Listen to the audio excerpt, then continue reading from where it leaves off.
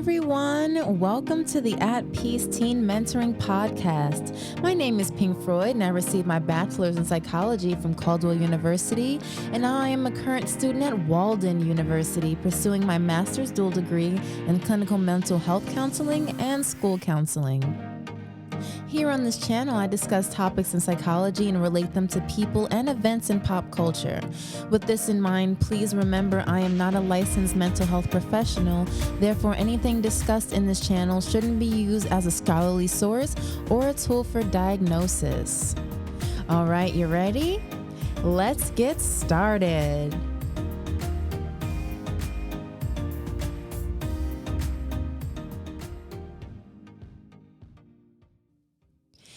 So today I'm going to be discussing Munchausen syndrome. I'm going to be talking about what it is, the possible causes, and I'm going to be giving everyone at the end of this episode tips and tricks as to how to gain healthy attention. And I'm going to be using Jussie Smollett's case as an example and to provide listeners with a better understanding of what Munchausen syndrome is. Now, before I go further, I do want to give a disclaimer that although Jussie Smollett's report to the police was deemed as fake, it can still be distressing to hear the report for some listeners. And I do want to put out there that his actions do not reflect the LGBTQ plus community. And this episode is not meant to convince anyone to agree or disagree with the results of his trial. So let's go into who Jussie Smollett is first. So Jussie Smollett is an American actor and musician, and he is also a star on the TV show Empire. And recently he was found guilty on 5 out of the 6 charges after falsely reporting to police that 2 Trump supporters put a rope around his neck, said homophobic and racial slurs, and poured bleach on him in 2019 on a cold Chicago night. So what is Munchausen syndrome and how does that relate to what happened in the Jussie Smollett case? So Munchausen syndrome was named after a German cavalry officer named Baron von Munchausen. And he was alive in the 1700s, and he would go around and tell people, he was famous for telling people very dramatic, exciting, and riveting stories. But they were all fake. And while I was doing this research, I came across an article and they interviewed a man named Dr. Mark Feldman, who further explained that Munchausen syndrome is a psychiatric illness which describes people who fake injury or fake being ill without any reason or reward. And there are 2 different categories that Munchausen syndrome or factitious disorder falls under: factitious victimization and factitious heroism. So factitious victimization is when a person establishes their role as a victim. And in the case of Jussie Smollett, you had him establish that role by saying that it was like 1 or 2 in the morning, and he was walking from his apartment building in Chicago, going to Subway to get a sandwich. And these people just randomly attacked him without rhyme or reason. And so him saying that established his role as a victim. However, he also established his role as the hero when he claimed that these Trump supporters ran away from him because he started to fight back. So not only did he establish himself as a victim, but then he has a factitious heroism where he established himself as the hero because he was able to put a stop to his own not his own terror, but the terror caused by these people by fighting back. So with every mental illness, there is always a psychological profile of a person who fits that mental disorder or mental illness. And the first part of the profile when it comes down to Munchausen syndrome is undiagnosed personality disorders.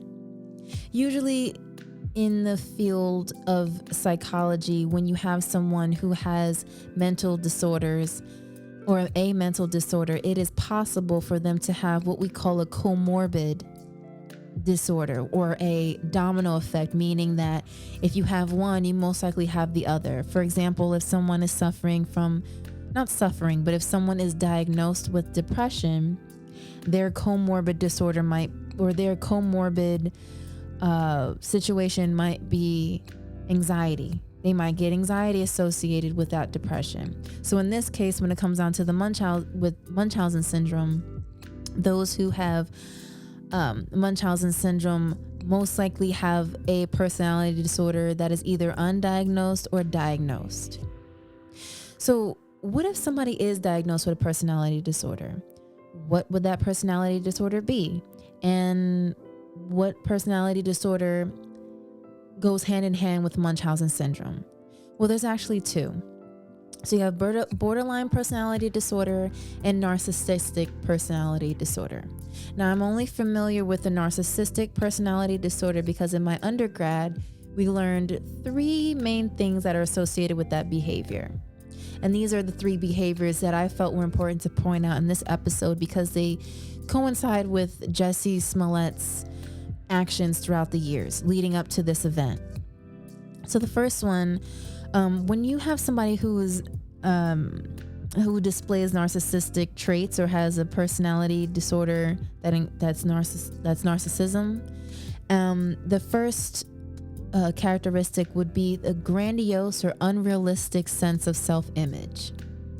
And in the case of Jussie Smollett, there are many videos and many articles of him claiming to be the reincarnated homosexual version of Tupac Shakur. And then the second characteristic is being the center of attention. Now, Jussie Smollett, like I mentioned earlier, he is an American actor and musician. He was on a very popular TV show, Empire, and he has that public figure. He is a public figure. That is his job, to be a public figure, to be in the spotlight. So he already has that point of attention. Now, I'm not saying that every celebrity or every person who is a public figure is a narcissist, but those who have narcissistic personality disorder like to be the center of attention a lot, like all the time. And when you're a celebrity, you can't get away from being the center of attention in that moment. So the third characteristic is engaging in risky behavior or past criminal behavior.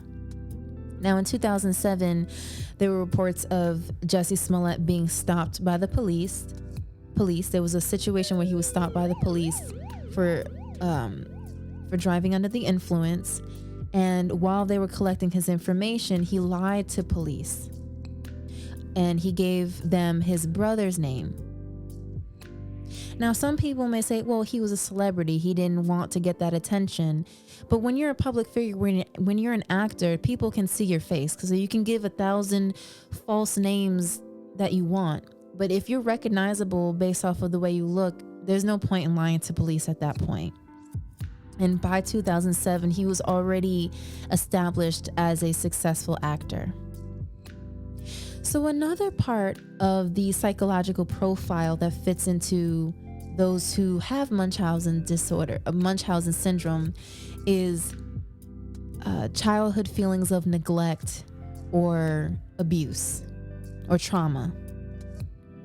And when you look into the life of Jussie Smollett and his siblings, he has a lot of siblings. A few of them are actually in the entertainment business.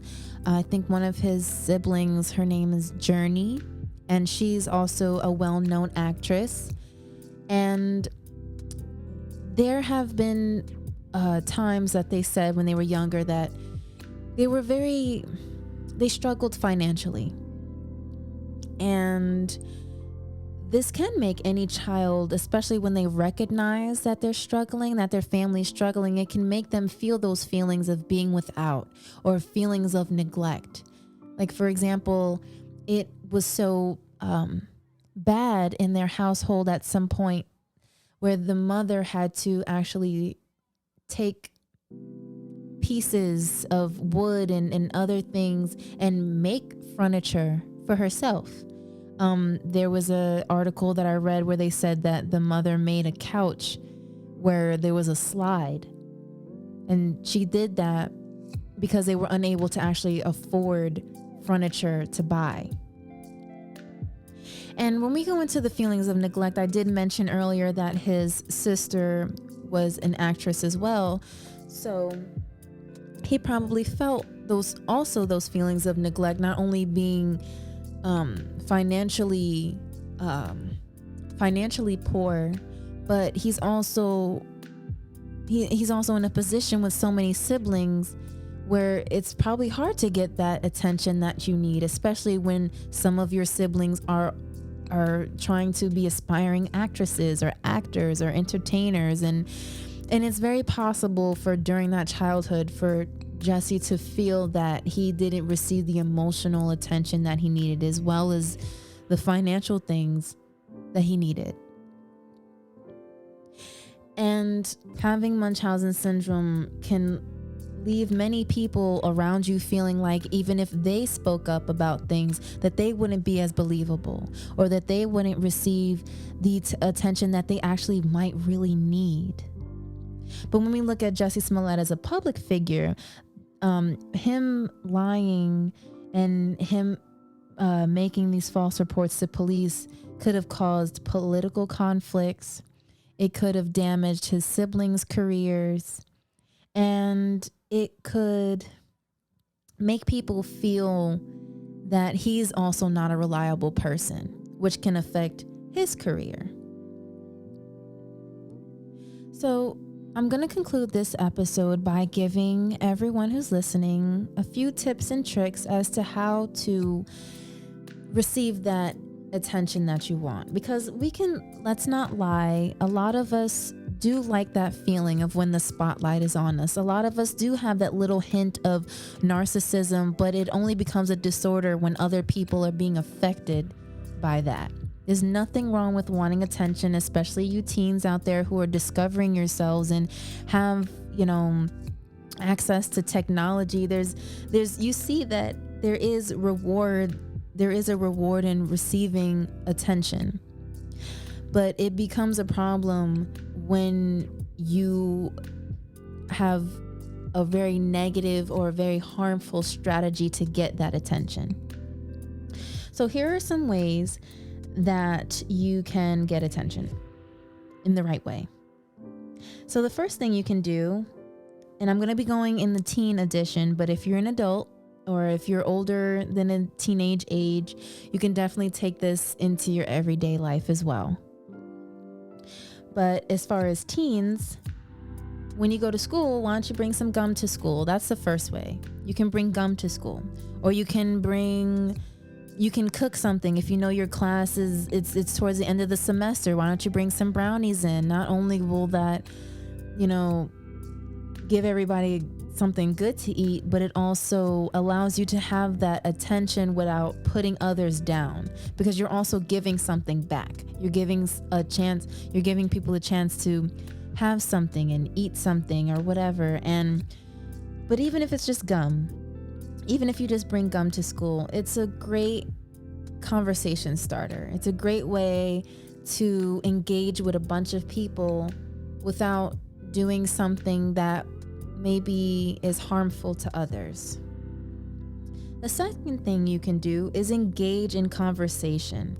Ask people about themselves. You don't want to just be like a rock, just sitting there and just allowing people to just talk to you, but you're not responding. Because then no one's going to want to really engage in conversation if they feel that you're not really interested. And don't be afraid to give other people compliments and to keep up on current events when you talk to people, because this draws people to you. This is using a form of psychology. You're drawing people to you, but you're also giving, like I said in the first example, giving something back. You're making people feel wanted. You're making people feel like you care about their life too. And I did mention when I was mentioning in the Squid Games episode about how people value anything that makes them feel something. And if you make people feel good, or people know that they can come to you or even just a confidence boost.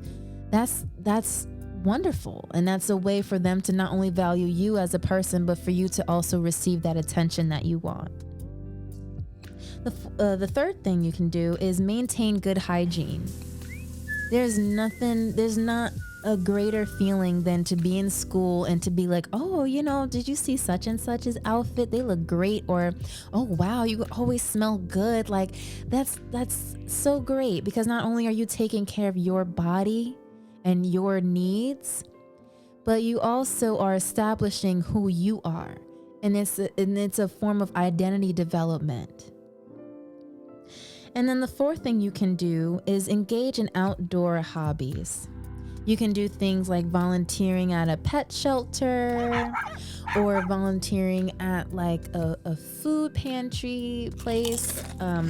You can join sports clubs beside the basketball team or the baseball team or the football team. And you can also join music clubs. Like, for example, there's a place in my area, in my county, where you can become a choir member in that county. And it's actually really fun, because you can, even if you don't actually get in, you get to interact with so many people, and you get to walk away with so many new friends, and also display your talents, also display the qualities in you that maybe you didn't even know.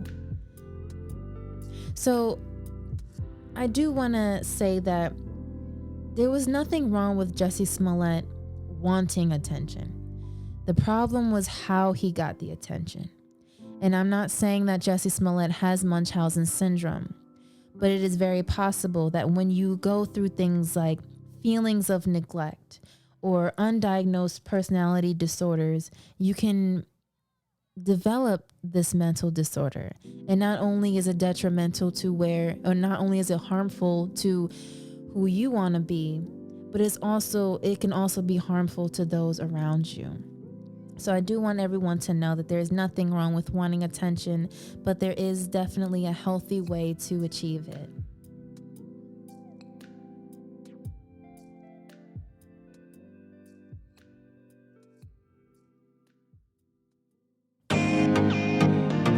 All right. Thank you so much for listening to today's episode. Don't forget to share this episode with those around you. Donations are always appreciated, so if you'd like to contribute, that info can be found in the description box, as well as any sources mentioned today. As mentioned earlier, I am not a licensed mental health professional. I graduated from Caldwell University with a bachelor's in psychology, and now I am a current student at Walden University pursuing my master's in clinical mental health counseling and school counseling. Please keep in mind that anything discussed in this episode is opinion-based and shouldn't be used as a scholarly source or a tool for diagnosis.